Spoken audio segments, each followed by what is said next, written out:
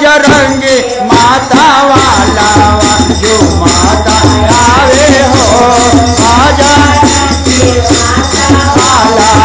नाचता आवे हो बजरंगी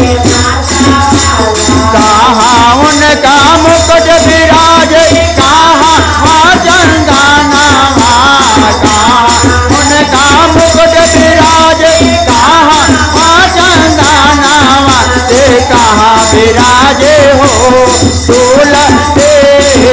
के मालावा ते कहाँ विराजे हो फूल ते के मालावा जो माता आवे हो बजरंगी माता वालावा नाचता आवे हो बजरंगी माता माथे उनका मुकुट विराज लीला राचंदनवा माथे उनका मुकुट विराज लीला राचंदनवा ते गले विराजे हो फूल ते के मालावा ते गले विराजे हो फूल ते के मालावा जो माता आवे हो बजरंगी माता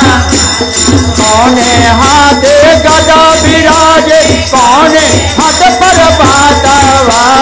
कौने हाथे गदा विराजे कौने हाथ पर बातावा ते कहाँ विराजे हो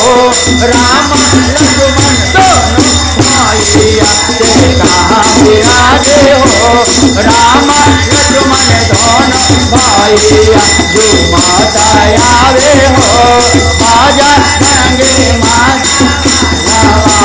दहिने हाथ गदा विराजे बाएं हाथ पर बातावा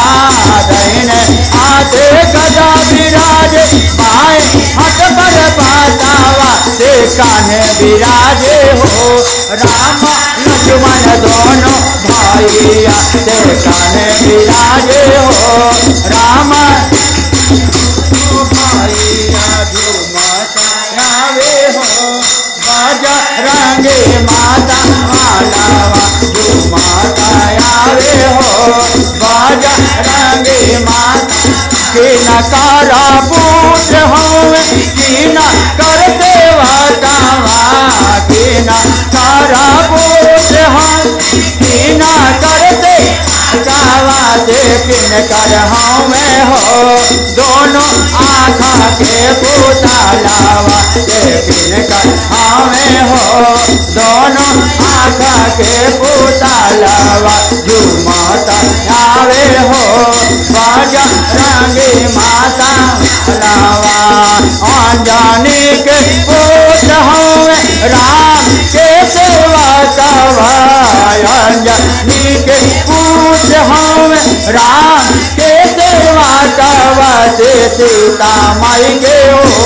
दोनों आँखा के पुतलावा से सीता माई के हो दोनों आँखा के पुतलावा जो माता आवे हो बजरंगी माता वालावा।